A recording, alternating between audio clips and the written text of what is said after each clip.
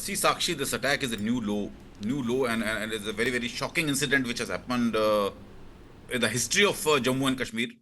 We are going back to those days when there were massacres, Chatti Singhpura, and all these massacres were happening. And this is a new turning point.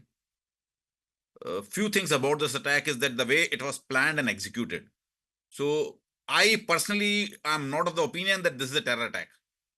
It was carried out with a military precision, and the people who carried out this attack, they were either heavily trained by the Pakistan military, or they were possibly could have been retired or serving Pakistan army soldiers.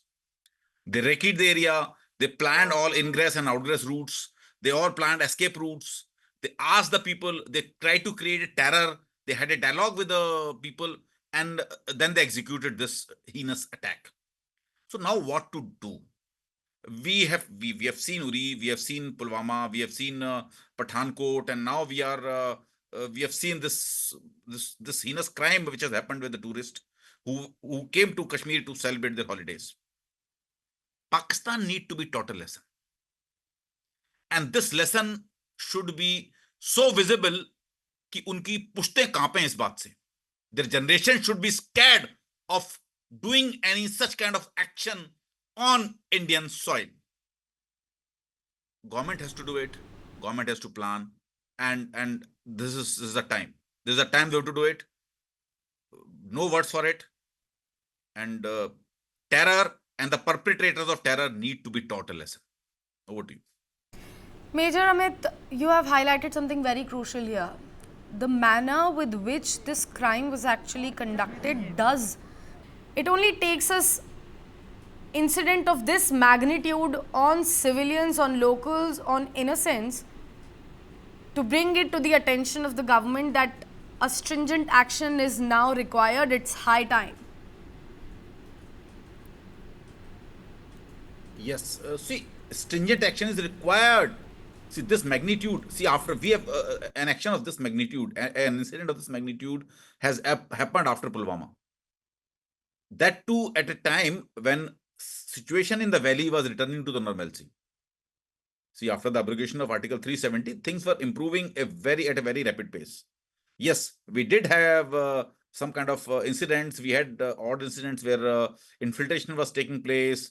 There were some operations with the terror group. There were operations in the Jammu area with the newly infiltrated groups, but that was still manageable. But this kind of cowardly attack on innocent tourists cannot be pardoned. I'm again telling you, it cannot be pardoned. We have been taking action in the past. We carried out surgical strikes. We carried out Balakot. Pakistan denied it. This time, it is time to carry out an attack that Pakistan should cry out open in front of the entire world that we have been hit. And we have been hit badly. So that should be the approach of the government. We cannot pardon them, and we cannot claim small diplomatic wins against Pakistan.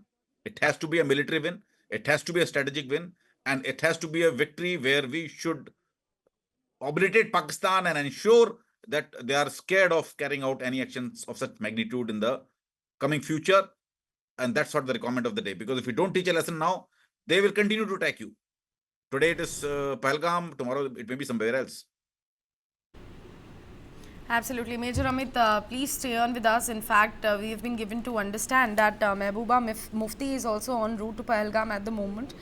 We've been given to understand that she has planned a protest as well, condemning the attack on innocent civilians and tourists in Pahalgam. Yesterday, we also told our viewers about the call for Kashmir Bandh, which came in from Mehbooba Mufti. We are waiting for some update to come on that front as well. But Major Amit, coming back to you, while I was telling our viewers the details about TRF, I read a point here about the modern weaponry. The question is also about who's providing them that. And why, while providing such modern arms and ammunition to such terrorist outfits, the purpose of them using it is not asked.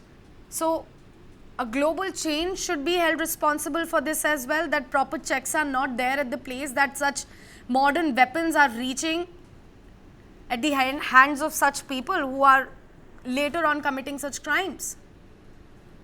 See, Sakshi, weapons and equipment are not reaching, they're given. I will give you a few examples. For past few years, we have been observing that a very high-end ultra satellite sets, communication sets are being found with the various terrorists who were killed by the security forces. Now, these ultra sets are not in possession of any unorganized force. They were high-tech equipment. They were officially sold. Even the serial numbers matches. The officially sold from China to Pakistan Army. And if something is a classified equipment, something is a high-tech equipment sold by China to Pakistan Army, and every equipment is accounted for with a serial number, and those equipments are reaching to the terrorists in Jammu and Kashmir, that means who's giving it to them? Pakistan Army. Number two, the weapons. There's a hell lot of weapons who were issued by US Army to Afghanistan Army, as well Afghanistan Army. And when in 2019, this Taliban took over Kabul, a huge chunk of these weapons, it crossed the borders and reached Pakistan in the hands of Pakistan Army. How come these weapons reached in the hands of terrorists? It is only possible when Pakistan Army is giving it to them. So that's why from the very first statement of mine, I've been telling that there is not an indirect, it is a direct involvement of Pakistan Army into this. It is a clear involvement. There are enough evidence to support. There are enough things to support. One more thing which I forgot to tell you, that these, as per the eyewitnesses, these terrorists who shot our innocent tourists, they were wearing body cams. Why these body cams? Why were they recording these innocent killings?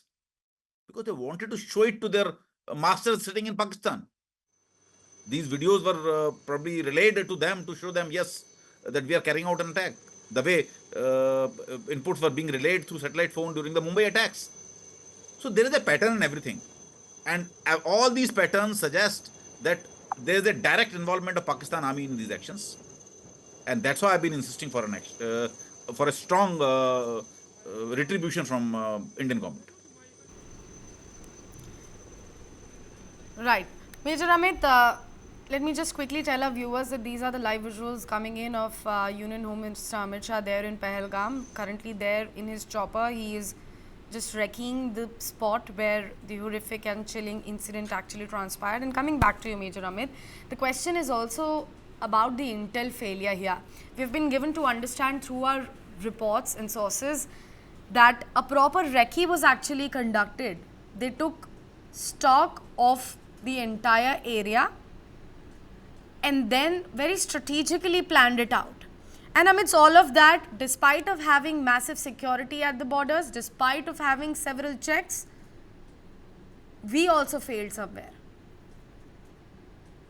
See, Sakshi, when you see the location, when you see the overall perspective, when you see the overall topography, it is very difficult for intelligence agencies to monitor each and every inch of Kashmir, especially when the tourist inflow is so much in the tourist season. Since the March, when the snow started melting, the tourist inflow has been very, very huge.